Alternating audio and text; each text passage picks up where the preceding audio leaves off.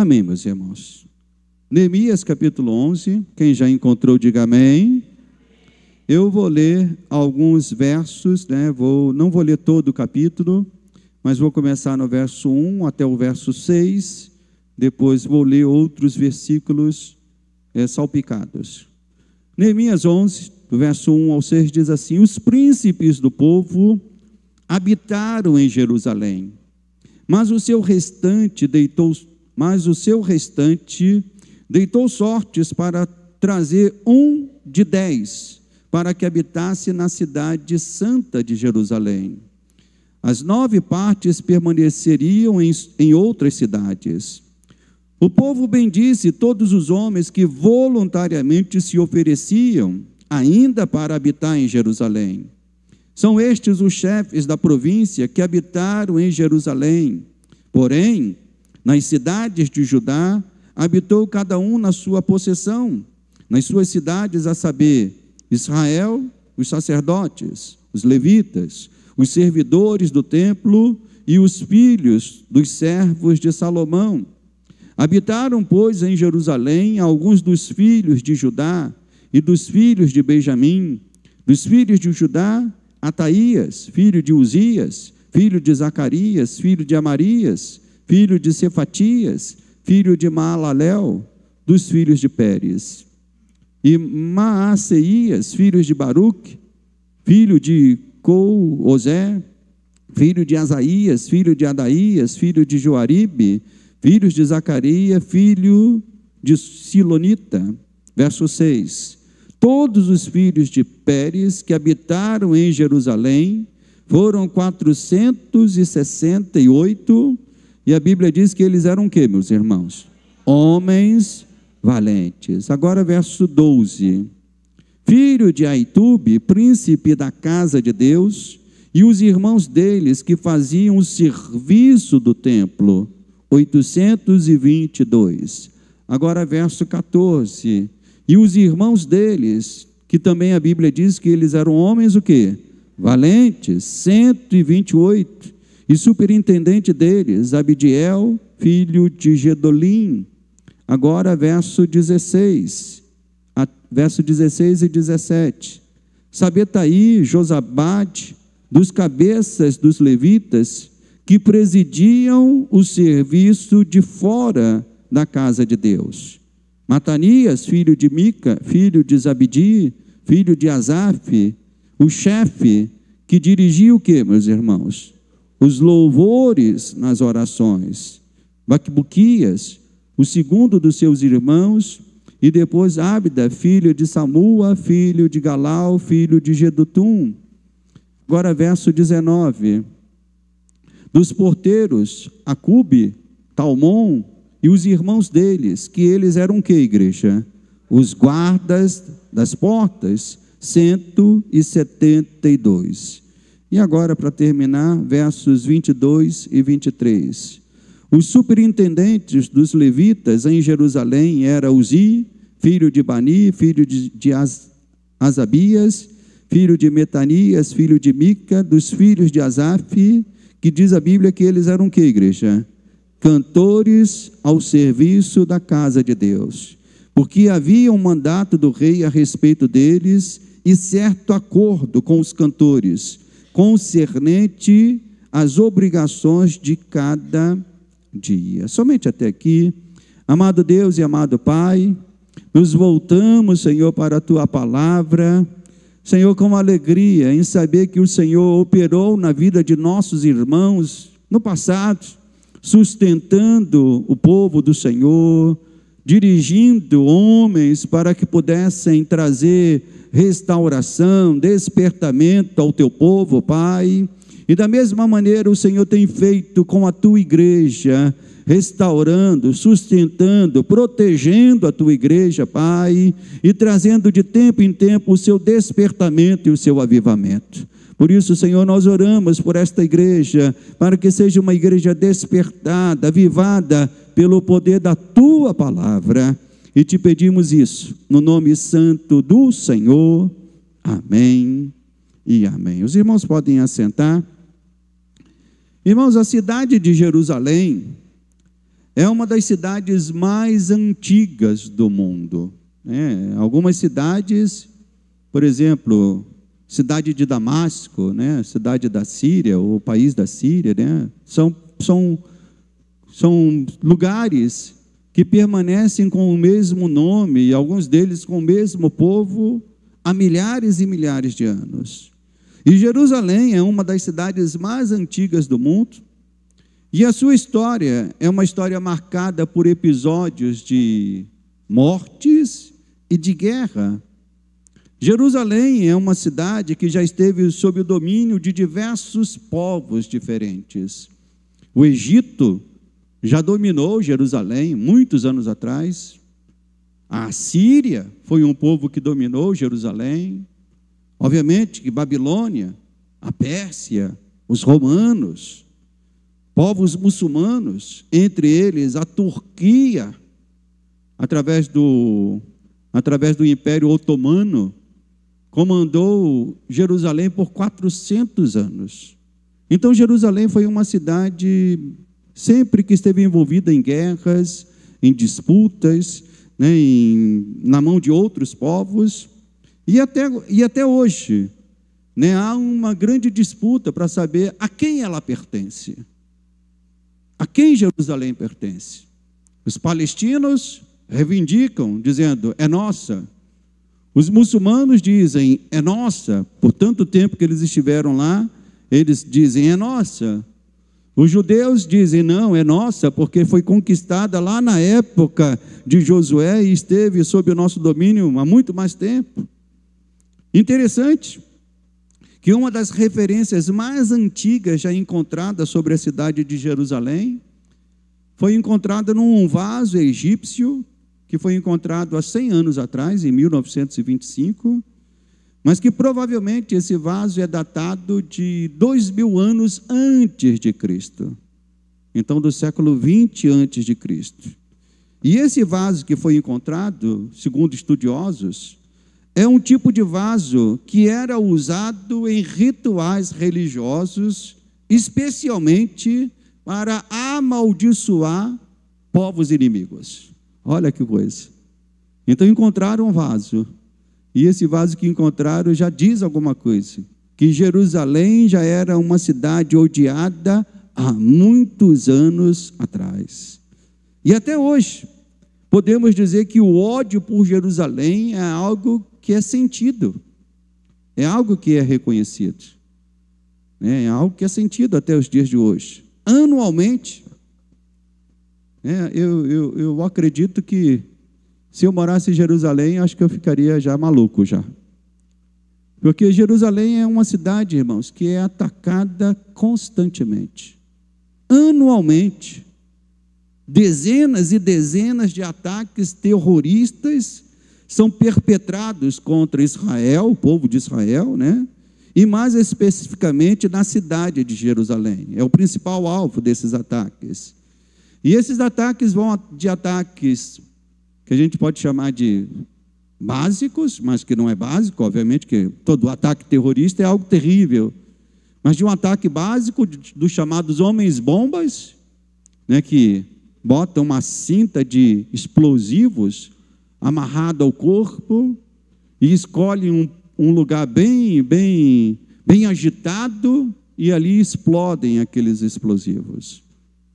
E um homem-bomba, ele pode matar de 15 a 30 pessoas e ferir dezenas, centenas de pessoas só com um ataque. Então esses ataques vão de ataques desde homem-bombas solitários até mesmo ataques mais graves, como aquele que nós vimos há quase 2 anos atrás, 1 ano e meio atrás, que chocou o mundo. Terroristas fortemente armados, matando tudo que via pela frente. Homem, mulheres, crianças, irmãos, sendo mortas assim. Meu Deus, isso sendo publicado no mundo todo. O texto que nós lemos aqui, então, é apenas mais um episódio, que podemos dizer, mais um episódio desafiante e determinante entre os muitos episódios que Jerusalém passou ao longo da sua história. Neemias e o povo, no texto aqui, nem imaginava quantos outros momentos delicados Jerusalém ainda iria viver. Mas como homens de Deus, como homens que amavam o Senhor, como homens que amavam a cidade santa, eles buscaram aquilo que o salmista diz, quando o salmista ora dizendo, que reine paz entre os teus muros, que haja prosperidade nos teus palácios. Por amor dos meus irmãos, e amigos, eu peço que haja paz em ti.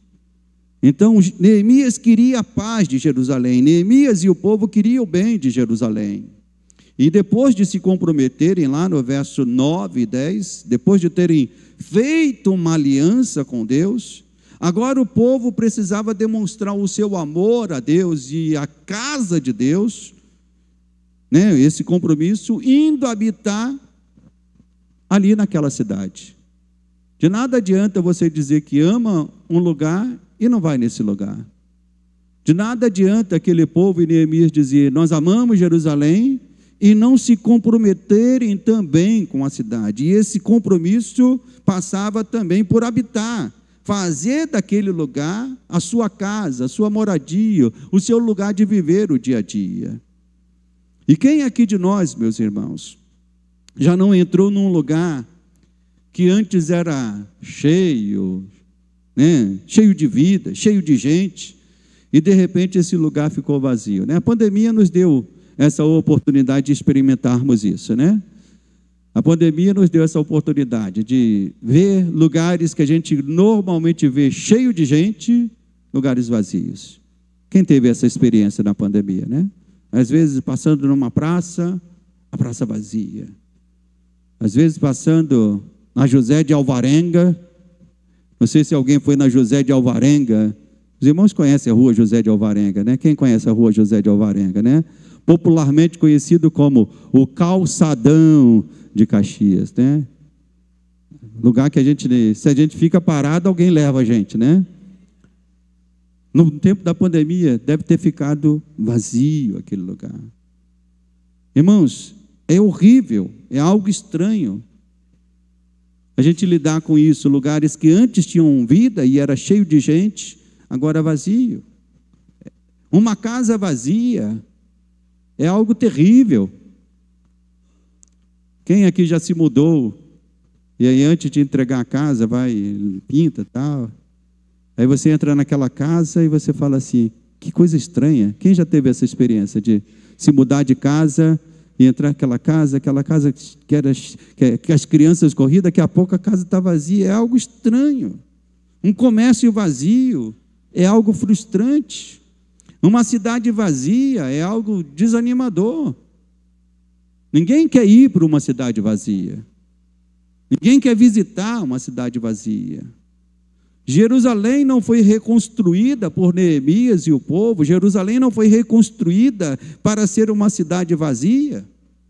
Neemias, Esdras e aqueles que comandavam a cidade sabiam disso.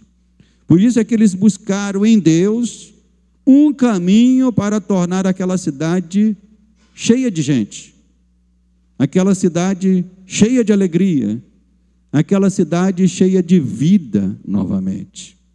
E eles adotaram algumas estratégias. E nesta altura aqui, meus irmãos, nesta altura da história do livro de Neemias, nós devemos entender que muita coisa já tinha sido feita, Os muros foram reerguidos, o templo estava pronto para voltar a funcionar, muitas casas estavam preparadas, mas faltava algo importante. Faltava Jerusalém voltar a ser uma cidade realmente habitada. E esse era o alvo neste ponto. Tanto que a expressão aqui, se você observar na leitura do texto, do verso 1 ao verso 6, a expressão habitar Jerusalém, ou expressões correlatas a essa, aparecem 6 vezes, quase que uma por É uma por versículo, né? A expressão habitar Jerusalém. Essa expressão aparece 6 vezes, do verso 1 ao verso 6. O texto não fala, mas Esdras e Neemias poderiam acelerar o processo de repovoação da cidade, adotando até mesmo algumas estratégias, algumas estratégias que algumas cidades ao redor do mundo usam quando querem repovoar um determinado lugar. Eu li, fazendo uma pesquisa para essa mensagem, eu li recentemente que uma pequena cidade do interior da Escócia está oferecendo moradia de graça para pessoas que queiram morar e trabalhar na cidade. É uma pequena cidade, uma ilhazinha, na verdade, na Escócia. Li também, e isso acontece também aqui no Brasil, que tem programas, cidades que têm programas de incentivos para atrair novos moradores.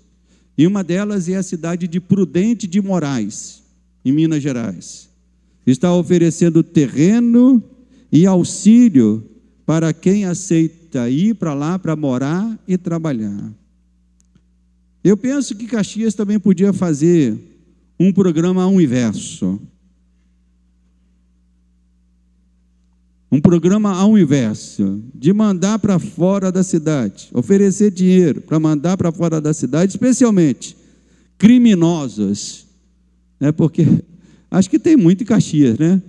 Tem mais em Caxias do que em outras cidades, então a gente tem que equilibrar isso, né? Então eu vou falar com o prefeito para fazer um programa de incentivo, mandar um bandido para um outro lugar, e de preferência para um lugar deserto do mundo. Quem concorda com o pastor? Acho que seria um bom programa para Caxias, né? Eu já seria aquele que já daria um dinheirinho já para ajudar o prefeito, né? Já entraria com R$1.000 já para fazer um programa ao inverso, mandar bandidos para longe de Caxias. Mas nós podemos entender, irmãos, e aqui é importante, nós podemos entender que Esdras e Neemias, eles queriam habitar Jerusalém, ou queriam que Jerusalém voltasse a ser uma cidade habitada, porque uma cidade desabitada é uma cidade fadada, a correr 3 perigos, vamos assim dizer.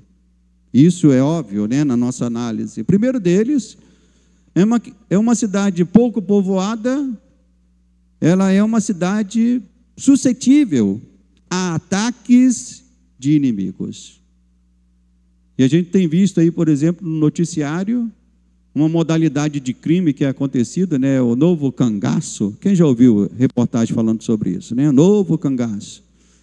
São bandidos que vão para cidades pequenas, cidades que têm pouca segurança ou um pouco efetivo de policiais, e que vão para aquela cidade para ali cometerem crimes, né? Especialmente o crime de saquear caixas eletrônicos. Eles escolhem o dia que eles sabem que o caixa eletrônico está sendo reabastecido, porque às vezes é dia de pagamento, do funcionalismo público daquela cidade, e eles escolhem e roubam aquela cidade, roubam um banco. Então, uma cidade que não tem muita segurança ou não tem muita gente é uma cidade suscetível a ataques do inimigo. Se Jerusalém continuasse desabitada, os inimigos iriam voltar para a cidade e tomar a cidade novamente. Se você deixa uma casa sem movimento de gente por uma semana, por um mês, a gente sabe qual é o resultado, né? Deixa uma mansão aí em qualquer lugar, um mês sem gente nenhuma transitando. E você vai ver rapidamente alguém pulando o muro, arrombando aquela casa, roubando. Bandidos vão invadir para saquear os bens. Assim também é, meus irmãos, com respeito à casa espiritual que somos nós. Assim como acontece no sentido físico, nós devemos entender que também acontece no sentido espiritual. Cada um de nós é uma casa espiritual. Amém, meus irmãos? Você é uma casa espiritual. E como casa espiritual, que somos nós, esta casa também precisa estar cheia, movimentada, ter vida. Cheia de quê, pastor? Cheia da palavra de Deus, cheia do próprio Deus, cheia dos frutos do Espírito Santo, cheia dos dons do Espírito Santo. E quando o inimigo quer invadir uma casa, não pense que ele nem vai tentar invadir uma casa espiritual que está cheia de Deus, cheia da unção de Deus, cheia do poder de Deus, cheia dos frutos de Deus. Ele nem vai tentar invadir essa casa, que ele sabe que ele não vai conseguir. Mas se ele vê algum crente que está vazio de Deus, se ele vê algum crente que está sem a presença de Deus, se ele vê algum crente que está sem meditar na palavra de Deus, opa, aí ele diz: essa é a casa que eu tenho que invadir, essa é a casa que eu posso ali causar algum dano nela. Porque se essa casa não estiver cheia de Deus, irmãos, Satanás encontra nesta casa uma oportunidade para lançar ali naquela casa o que ele quer. E aí ele invade essa casa e lança ali sentimentos, pensamentos e coisas que não agradam a Deus. É isso que ele faz. E às vezes a gente vê crentes, pessoas dentro da igreja, que às vezes estão nutrindo esse tipo de coisa, sentimentos, pensamentos que não agradam a Deus. Por quê? Porque se tornaram casas vazias do próprio Deus, casas vazias daquilo que Deus quer colocar em nossa vida. O próprio Jesus alertou isso, dizendo que o inimigo sai, mas ele fica à espreita. Não é isso que a Bíblia diz? Ele fica à espreita. Ele sai, mas ele fica à espreita. E se ele vê que aquela casa da onde ele saiu, aquela casa não tem vida novamente, o Senhor não está habitando ali, as coisas de Deus, né, não foram colocadas na casa, não preencheram a casa, a Bíblia diz que ele sai. Mas depois ele faz o quê, meus irmãos? Ele volta. E volta do mesmo jeito? Não, volta ainda pior, trazendo mais e mais. Então entenda que o inimigo sempre vai ficar à espreita e atacar para querer de volta aquilo que era dele. Quando nós não éramos crentes, a nossa vida estava sob o domínio dele. Nossos pensamentos estavam sob o domínio dele. Hoje nós somos do Senhor. Mas entenda, ele está à espreita, querendo de volta, querendo tomar de volta aquilo que um dia pertenceu a ele. Então uma casa, uma cidade, uma casa vazia, ela é suscetível aos ataques do inimigo. Esse é o primeiro perigo. Segundo perigo, uma cidade desabitada, irmãos, e Esdras e Neemias também entendia isso e queria evitar que uma cidade desabitada, rapidamente, ela é uma cidade que perde a sua identidade. Nós aprendemos em alguns capítulos anteriores, estudando aqui Neemias, que Jerusalém decidiu ser uma cidade conhecida por duas coisas. Conhecida, pela palavra de Deus, ou seja, pela palavra voltando a ser o centro do movimento da cidade, e o culto a Deus. Então a coisa mais importante de Jerusalém, quando Neemias reconstrói a cidade, é o culto e a palavra de Deus. Nós vimos isso no capítulo 8 e no capítulo 9. O povo se voltou para a palavra, e o próprio texto diz: e fez da alegria do Senhor a sua força. Não é isso que diz o texto? Que a alegria do Senhor é a nossa força, a alegria do Senhor é a vossa força. Mas entenda uma coisa, irmãos, Satanás fica muito alegre quando tira alguém da igreja e leva essa pessoa de volta para o mundo. Satanás se alegra com isso. Bate palmas, faz festa, celebra essa vitória dele. Satanás se alegra quando tira alguém da igreja. Mas entende, ele também se alegra quando não tira a pessoa da igreja fisicamente, mas consegue tirar dessa pessoa o amor pela palavra e faz dessa pessoa perder a alegria de servir a Deus. O primeiro objetivo dele é tirar a pessoa da igreja, mas ele não vai ligar se alguém ficar aqui dentro, ficar dentro da igreja, contanto que não tenha mais amor pela palavra, não tenha mais amor pelo povo, não tenha mais amor pelas coisas de Deus. Então ele se alegra com essas duas coisas. Quando a igreja perde a sua identidade, quando o servo de Deus perde essa identidade, ou seja, aquela pessoa perdeu a identidade de um servo de Deus, de um cristão, de um filho de Deus, porque a identidade de um cristão, meu irmão, é essa: é amor por Deus, é amor pela sua palavra, é amor uns pelos outros. Isso que tem que marcar um cristão. Não é simplesmente o fato dele vir à igreja. Ah, não, eu sou crente porque venho à igreja. Então esse é o segundo perigo. E o terceiro perigo que Neemias e Esdras também queriam evitar é que aquele povo buscasse crescer populacionalmente, se misturando a outros povos. Nós já vimos isso no capítulo anterior, que eles fizeram uma aliança com Deus, dizendo: olha, nós não vamos mais nos casar com gente de outros povos. Eles haviam feito isso no passado, e isso custou caro.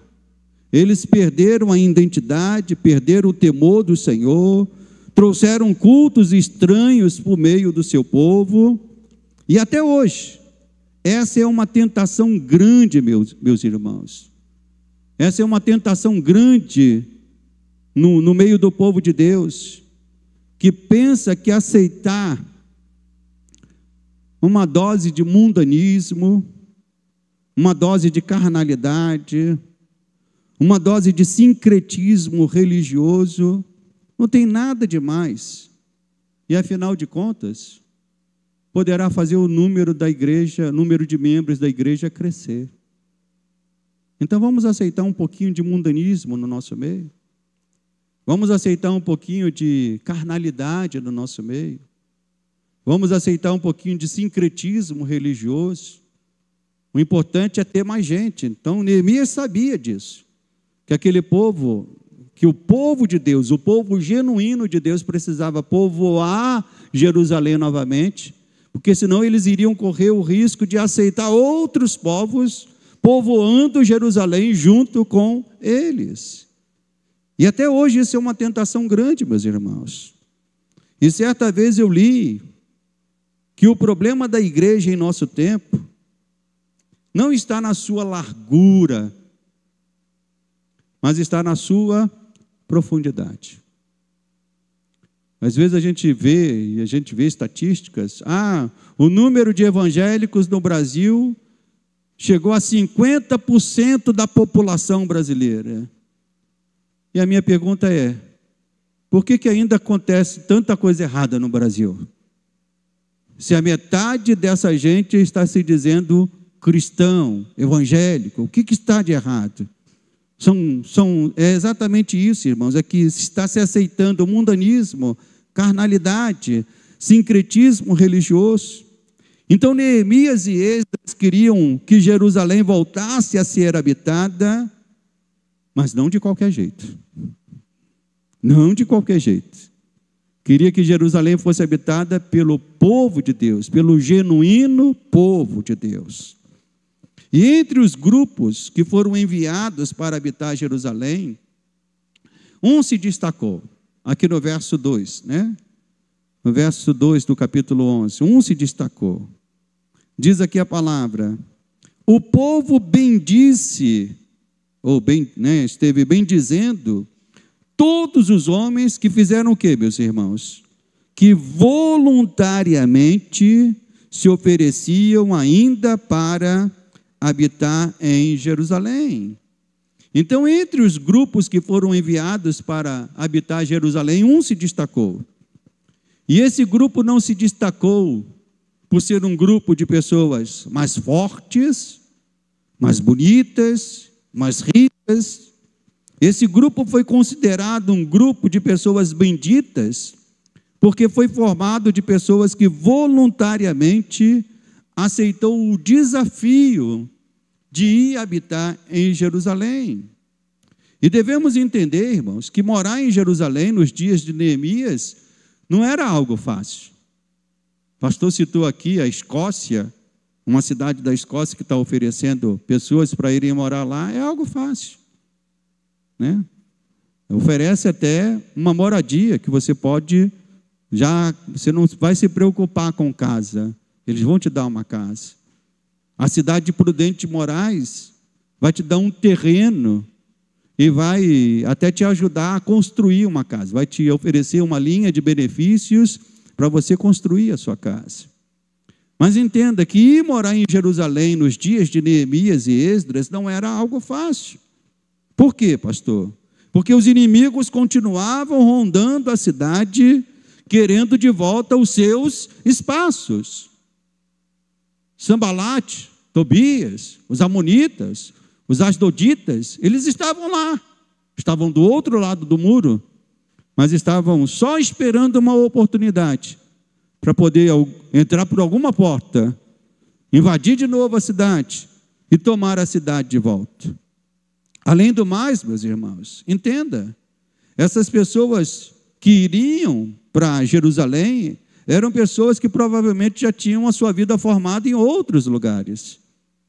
Então tinham que deixar esses outros lugares, talvez a casa que já tinham, né, talvez o comércio que já tinham, para ir morar em Jerusalém, sofrer perigo. Mas mesmo assim, por vontade própria, nós vemos aqui que um grupo aceitou e disse voluntariamente, não foi pelo sorteio, eles disseram, opa, estamos aqui para ir para Jerusalém. E o voluntariado é uma coisa maravilhosa em qualquer tempo e em qualquer lugar. É ou não é, meus irmãos? O voluntariado é uma força em qualquer tempo e em qualquer lugar. Nos dias de desastres naturais, é algo maravilhoso quando nós vemos, né, podemos ver os voluntários ajudando pessoas que perderam suas casas, seus móveis. Vimos isso no ano passado, na tragédia que aconteceu no Rio Grande do Sul. Pessoas vindo de todos os cantos do Brasil, indo para lá para ajudar, tirar lama, varrer calçada, jogar móveis fora, enfim, socorrer. Até o cavalo caramelo foi socorrido, foi tirado, né? Enfim, é muito bonito quando nós vemos isso. Pessoas voluntárias querendo ajudar. Foi assim lá no Rio Grande do Sul. E podemos dizer que o voluntariado também é uma força dentro da casa de Deus. Quantos trabalhos são feitos dentro dessa igreja, dentro de muitas igrejas? Quantos trabalhos são feitos? Porque pessoas estão dizendo, pastor, pode contar comigo. São pessoas voluntárias, que se apresentam para o trabalho. Tivemos uma cantata aqui, um coral de Páscoa, excelente, porque irmãos e irmãs voluntariamente se ofereceram para ensaiar, aprender as músicas, ficaram aqui, teve um dia que foi uma sexta ou um sábado, ficaram aqui o dia inteiro. Outros irmãs voluntariamente se ofereceram para fazer o almoço, para que a equipe de música pudesse ficar aqui o dia inteiro. Irmãos, isso é algo maravilhoso, pessoas que voluntariamente se apresentam querendo servir a Deus. Nós tivemos um grupo, né, de irmãos e irmãs que voluntariamente se ajudam aqui na EBD. Irmão, se a igreja tivesse que pagar um salário para cada professor de EBD, meu Deus, não daria, né? Para a Priscila e para o Daniel, que são os coordenadores, deveria ser pago aí um salário muito bom. Mas eles fazem isso, irmãos, voluntariamente. Porque amam a Deus, amam a casa de Deus, querem servir a Deus. Foi esse sentimento que moveu aqui esses homens dizerem, nós vamos habitar Jerusalém, e queremos fazer isso voluntariamente. Tivemos o trabalho da terceira idade, temos os diáconos, os obreiros, enfim, todos os trabalhos da igreja são feitos por pessoas que estão dizendo: pastor, eu estou aqui para ajudar na obra. Então, tal como no texto bíblico, que diz aqui no verso 2, o povo bendisse todos os homens que voluntariamente se ofereciam ainda para habitar Jerusalém. E nesta manhã eu bendigo a Deus por todos os trabalhadores desta igreja. Quem pode se juntar a mim para bendizer o Senhor por todos os trabalhadores desta igreja? Diáconos, obreiros, professores, cantores, músicos, né? Enfim, pessoas que trabalham com terceira idade, enfim, pessoal que trabalha na cantina. Eu bendigo a Deus por esses voluntários na obra do Senhor. Então esse foi o primeiro grupo.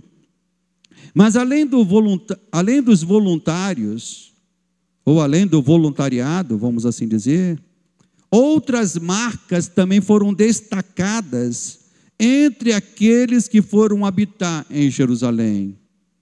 E o texto diz que a primeira delas está aqui no verso 6. Vamos aqui ver o verso 6. Todos os filhos de Pérez, eles foram habitar em Jerusalém.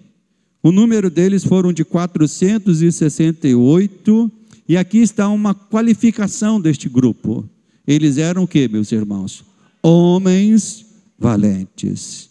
Homens valentes. Pessoas que eram capacitadas para guerrear, para combater. E o texto destaca essa característica não somente aqui no verso 6, mas no verso 14 também. E os irmãos deles, homens valentes, 128. Então nós vemos essa expressão, homens valentes, aparecendo duas vezes no texto. E todas as cidades do mundo, meus irmãos, toda cidade que se preza, ela precisa de homens valentes, de homens de guerra, homens que estão preparados para uma guerra. Nós vemos isso aqui na cidade do Rio de Janeiro. Nós temos homens valentes, os policiais, os guardas civis, que estão ali, às vezes a gente nem percebe a presença deles, mas eles estão ali numa praça, estão debaixo de um sinal, estão ali preparados para alguma coisa que possam acontecer. E a igreja, como cidade de Deus neste mundo, também não é diferente. A igreja também precisa de homens e mulheres valentes. Quem concorda com isso? A igreja precisa de homens e mulheres valentes. Valentes em quê, pastor? Não é valente contra o marido. Não é valente contra a esposa. Não é isso que a Bíblia, não é isso que nem a Bíblia está ensinando, nem o pastor está ensinando. Mas a igreja precisa de homens e mulheres valentes em quê, pastor? Na oração, na vigilância e na resistência aos ataques do maligno. E esta não é uma linguagem apenas do Velho Testamento, ou veterotestamentária, né? Não é apenas do Velho Testamento. Também nós encontramos esses termos de guerra no Novo Testamento. Nos escritos paulinos, nós encontramos, você que lê a Bíblia, você vai ver lá Paulo falando que nós devemos tomar sobre nós toda a armadura de Deus. Não é, diácono Francisco? Então, Paulo está usando aqui uma figura de guerra, que o crente precisa tomar a sua armadura. Fala de espada, de escudo, de capacete, de sandália. Então, fala da armadura. Paulo também fala muito sobre a necessidade de combater o bom combate. Então, a igreja de Deus, como uma cidade de Deus, também precisa de homens e mulheres valentes. E eu pergunto, onde estão os homens e mulheres valentes de Deus? Onde estão eles? E eu digo, eles estão combatendo o bom combate, através de uma vida piedosa e santa perante Deus. Quando você decide e busca viver uma vida santa e piedosa perante Deus, saiba que você está combatendo um bom combate no mundo espiritual. Os homens e mulheres valentes de Deus, eles são aqueles que guerreiam nos seus quartos de oração. Quem aí tem o seu quarto de oração? Que vai lá para o quarto para orar, para clamar, para buscar a Deus.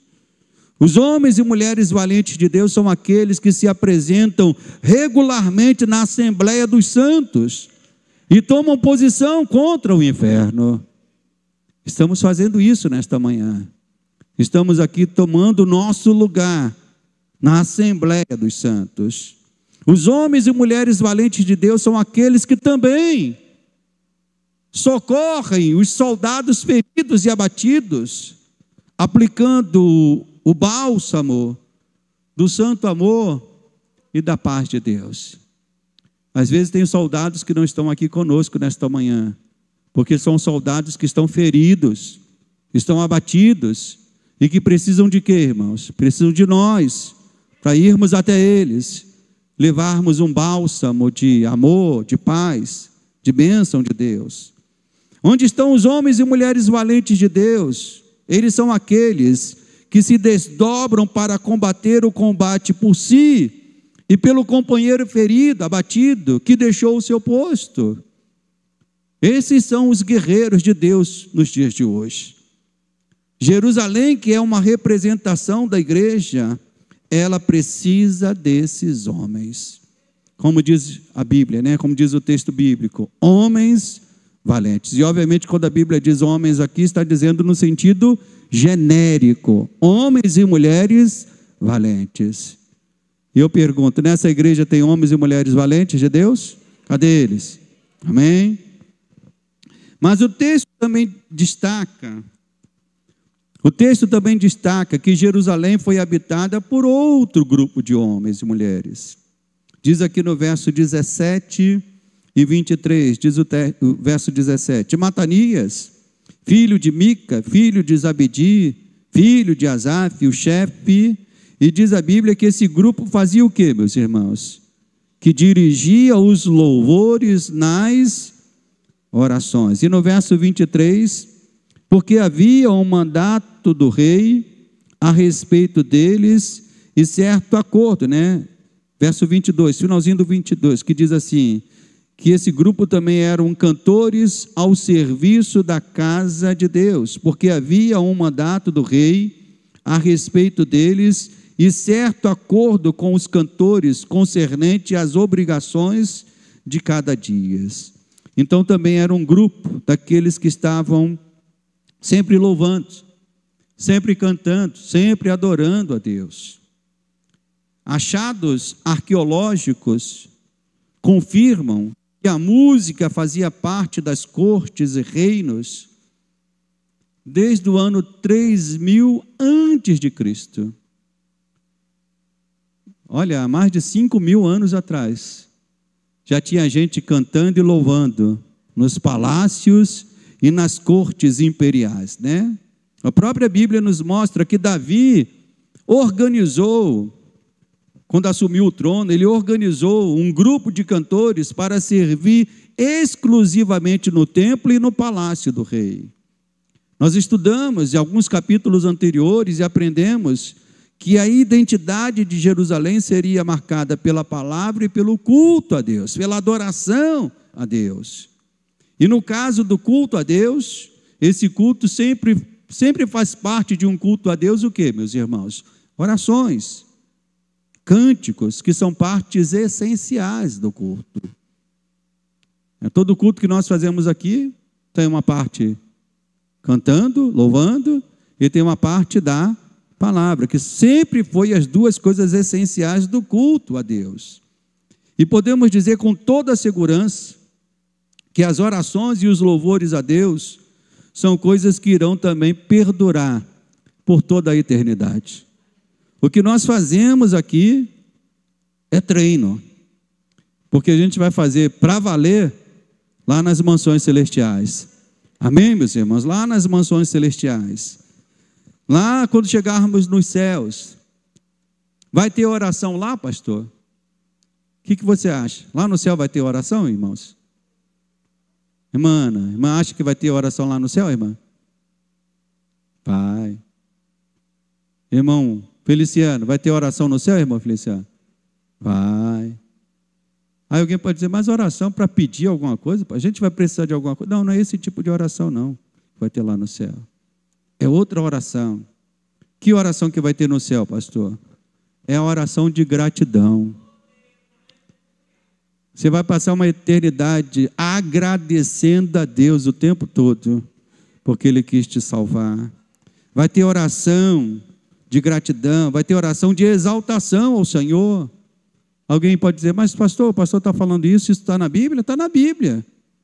A Bíblia diz lá em Apocalipse, eu não vou abrir aqui, mas você que está com papel e caneta e quiser anotar, Apocalipse 7:10 diz assim, que os remidos, aqueles que vão chegar lá no céu, né, e eu creio que dessa igreja aqui não vai faltar ninguém, eu vou te dar a chance de novo, dessa igreja não vai faltar ninguém lá no céu, amém, meus irmãos? Os remidos quando chegarem lá no céu, Apocalipse diz assim, que eles estarão clamando e dizendo, ao nosso Deus, que se assenta no trono, e ao Cordeiro pertence a salvação.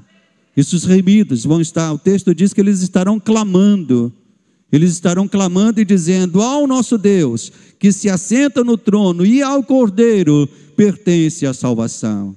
Mas não só os remidos, a Bíblia diz também lá em Apocalipse 7:12, que os anjos, os anciãos, os seres viventes estarão agora adorando e dizendo, amém. E o louvor, a glória, a sabedoria, as ações de graças, a honra e o poder e a força sejam ao nosso Deus, pelo século dos séculos. Amém. Então lá no céu, meus irmãos, vai ter oração, vai ter louvor o tempo todo. Então nós podemos dizer que aqui, aquilo que nós fazemos aqui na terra, ainda que seja feito de uma maneira muito bem pelos nossos irmãos, Nicolas, PV, Isaías, que está aí trazendo uma graça toda maravilhosa no saxofone, meu Deus, ainda que os irmãos façam com tanta excelência, ainda é treino, Isaías. Lá no céu a gente vai fazer de um outro jeito, de uma maneira superior, de uma maneira perfeita. Então se prepare para chegar lá nos céus, amém, igreja? Então esse grupo era um grupo importante para Jerusalém, aqueles que cantavam, aqueles que adoravam, aqueles que dirigiam as orações e louvores na casa do Senhor.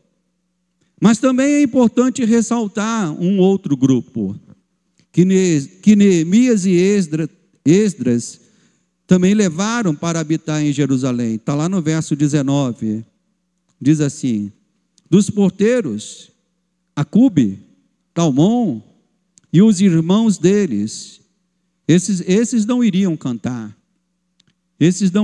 certamente poderiam até cantar, mas a função deles primária não era cantar, louvar. A função deles primárias era o quê, meus irmãos? Eles seriam os guardas das portas.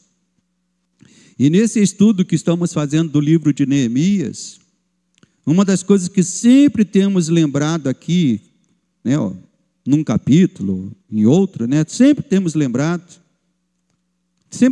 lembrados que colocar as portas nos seus lugares significava trazer de volta segurança para a cidade. Eu até usei o exemplo aqui numa das mensagens, que imagine essa igreja toda preparada desse jeito, com tanto esmero, com tanto cuidado, se o bispo Weber decidisse, quando construiu essa igreja, dizer, não precisa colocar portas, deixasse sem porta na frente, deixasse sem portão lateral, e a gente pudesse ir para casa com essas portas abertas, o que iria acontecer, meus irmãos? Ela iria ser saqueada. Então é muito importante, os guardas das portas significavam segurança na cidade. E segurança é algo fundamental em qualquer lugar, numa casa, numa loja, num bairro, numa cidade, num país. Mas além dessas coisas físicas, além de assegurarmos a segurança das coisas físicas, nós também precisamos assegurar a segurança das coisas que são espirituais. Assim como uma pessoa pode entrar por uma porta, imagina qualquer pessoa pode entrar por aquela porta. Nós devemos entender que também há portas dentro de nós. Há porta no nosso coração, há portas na nossa mente, e essas portas, se elas estiverem escancaradas, abertas, vulneráveis, pode-se entrar por ela, por exemplo, sentimentos, pensamentos, sentimentos de fofoca, sentimentos de insatisfação, sentimentos de murmuração. Então nós devemos entender que a mesma coisa que fazemos no sentido físico, nós devemos também fazer no sentido espiritual. Assim como você guarda a sua casa, guarda a sua loja que você tem que guardar também a sua mente e o seu coração. Lutero, o reformador, certa vez ele escreveu: eu não posso impedir que pássaros voem sobre a minha cabeça, mas eu posso impedir que eles façam ninhos. A gente não pode impedir, às vezes, que certos pensamentos cheguem perto, mas nós podemos impedir que eles entrem no nosso coração, entrem na nossa mente. Devemos guardar as portas dos nossos corações e mentes, e devemos deixar de lado, do lado de fora, tudo aquilo que desonra o nome de Deus. Então, um crente ele tem que ser uma pessoa preocupada com as portas, não só as portas físicas, mas também as portas espirituais da sua vida. Guardar, trancar, para que essas coisas não entrem. Devemos fazer a mesma coisa. Não sejamos nós os portadores de sentimentos e ações que firam ou maculem o corpo de Cristo. E às vezes nós vemos isso acontecer. Pessoas que, por não vigiar, deixaram sentimentos entrar no seu coração. Por não vigiar, deixaram pensamentos errados entrar na sua mente. E o pior, entrou e esses sentimentos se transbordaram para outras vidas. E isso fere, macula o corpo de Cristo. E os guardas, irmãos, eu não sei se tem irmãos aqui que trabalham em alguma força de segurança, Mas os guardas sempre são pessoas chatas. É ou não é, meus irmãos? Os guardas geralmente são pessoas tidas por chatas. Por quê? Eles fazem um trabalho que é fundamental para garantir a segurança e até mesmo a pureza daquele local guardado.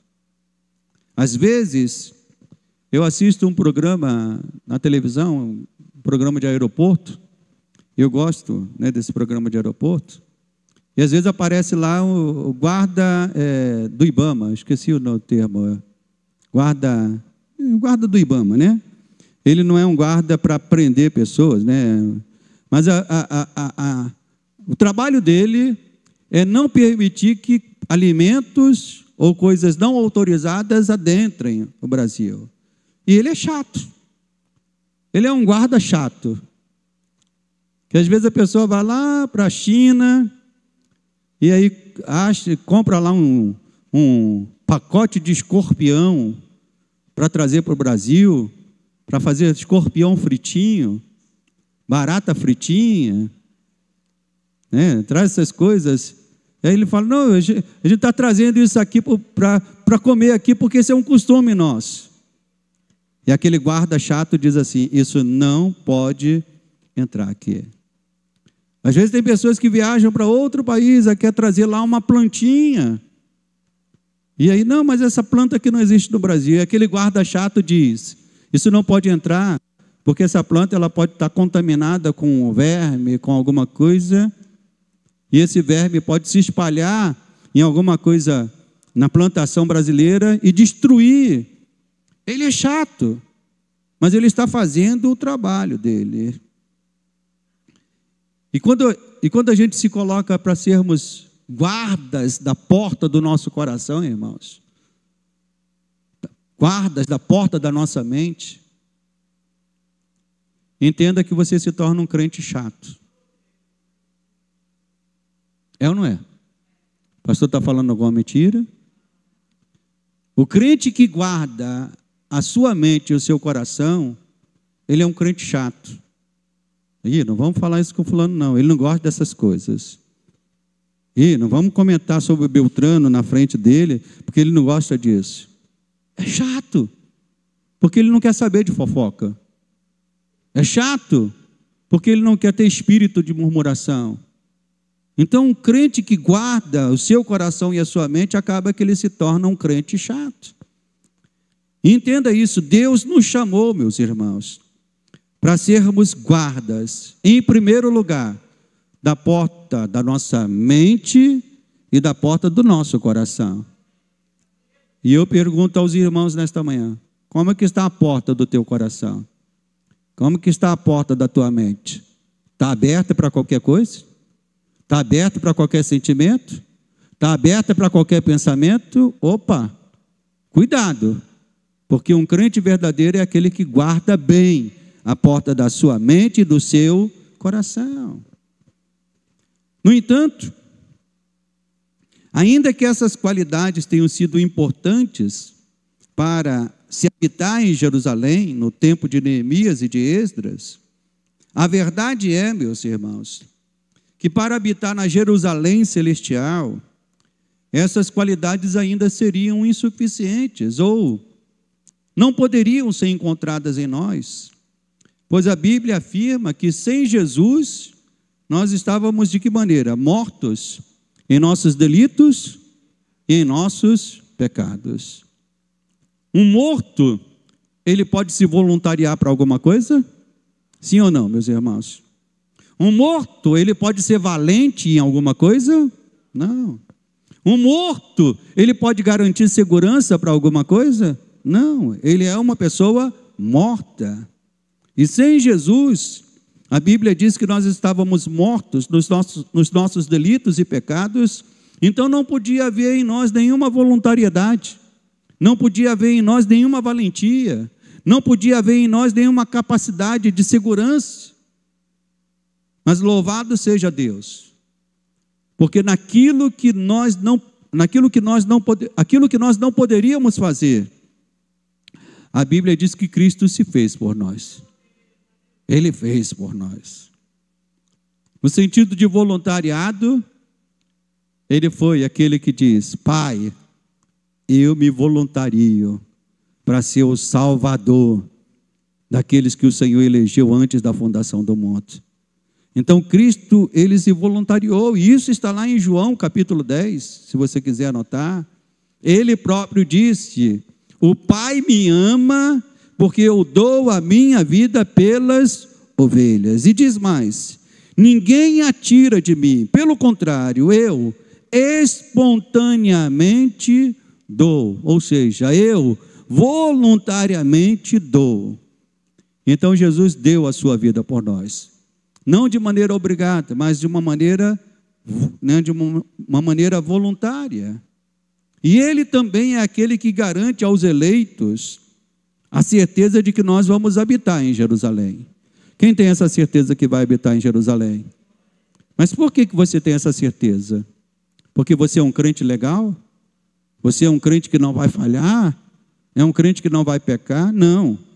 A nossa garantia de que vamos entrar em Jerusalém celestial, também ela é encontrada lá em João capítulo 10, verso 28, quando Jesus também diz que as ovelhas que entrarão pelas portas da ovelha, que era ele mesmo, né? Ele diz que estas ovelhas jamais poderão ser arrebatadas das suas mãos. Ele nos coloca nas suas mãos. E aquele que é de Cristo, ninguém pode arrebatar das mãos do Senhor. Ninguém pode tirar das mãos do Senhor. Amém, igreja? Então essa é a mensagem do Evangelho. E essa mensagem é essa. O que, pastor? Que Cristo sozinho, pelo seu sacrifício perfeito, Ele nos garantiu que vamos habitar na Nova Jerusalém. A nossa garantia está em Cristo, não naquilo que nós podemos fazer. Você pode glorificar a Deus por isso? Pode dizer: Senhor, obrigado, porque o Senhor já me deu o passaporte, o ticket, o bilhete, que vai me fazer chegar nos céus. E isso me faz lembrar uma das cenas mais bonitas do livro O Peregrino. Quem já leu O Peregrino, ouviu o filme, né? Há muito tempo que eu não leio esse livro, eu vou ter que ler ele de novo, mas lembrei dele. E uma das cenas mais bonitas do livro O Peregrino, escrito por John Bunyan, é quando ele, já no finalzinho do livro, auxiliado por um amigo, e o nome desse amigo era o amigo Esperança. Ele já tinha passado por tantas coisas, mas lá no finalzinho da sua peregrinação, ele olha os portais da Cidade Santa. Mas entre ele e os portais da Cidade Santa havia um rio, que era chamado Rio da Morte. E aí ele pergunta ao seu amigo Esperança: não tem como eu chegar nos portais da Esperança sem atravessar esse rio? E aí Esperança diz para ele: não, só teve dois que pôde entrar nos portais sem atravessar o rio. Ele diz: Enoque e Elias, que foram arrebatados. Mas Esperança diz: olha, eu vou passar com você pelo rio.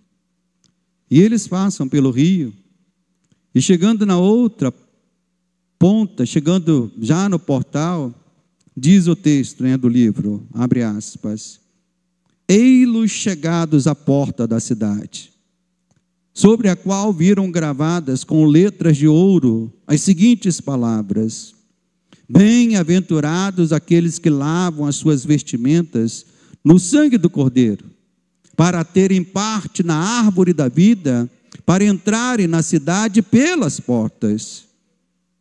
Então eles bateram na porta com força, e logo apareceram por cima da porta os rostos de quem já moravam lá dentro. E essas pessoas que apareceram foram Enoque, Moisés, Elias e outros, Continuando, que perguntando quem batia, e eles obtiveram a resposta: são dois peregrinos que vieram da cidade da destruição, pelo amor que tem ao rei deste lugar.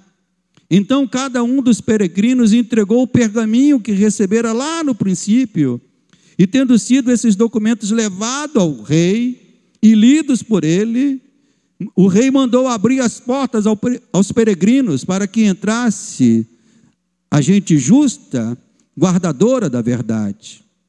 Continuando, vi-os então entrar, e que depois de terem transposto a porta, eles foram transfigurados e receberam vestidos que resplandeciam como ouro, e harpas e coroas que lhe foram entregues para que, com as primeiras, entoasse louvores, com as segundas, lhe servissem de distintivo de honra. Ouvi tornarem a repicar os sinos da cidade, em sinal de regozijo, ao mesmo tempo que os ministros do rei diziam aos peregrinos: entrai no gozo do nosso Senhor. E eles responderam com alegria e efusão: ao que está sentado no trono e ao Cordeiro seja a bênção, a honra, a glória e todo o poder para todo sempre. Amém. Irmãos, nós somos esses peregrinos que um dia vamos chegar nos portais da Nova Jerusalém, e esses portais vão se abrir para nós, e nós vamos ouvir, tal como John Bunyan colocou: entrai pelas portas que está preparado para vós desde antes da fundação do mundo. Você está buscando isso? Você está buscando isso? Esse é o desejo do teu coração? Nós vamos habitar na Nova Jerusalém. Já habitamos numa Jerusalém física, que a Jerusalém é uma representação da igreja, né? Nós somos a igreja de Deus. Mas ainda nos resta um lugar glorioso para habitarmos, a Nova Jerusalém celestial. Vamos nos colocar de pé e vamos agradecer a Deus por tudo que Deus tem feito na nossa vida, por ter nos chamado para habitar nessa Jerusalém, mas está nos garantindo que nós vamos habitar na Nova Jerusalém, na Jerusalém celestial que Ele tem preparado para nós.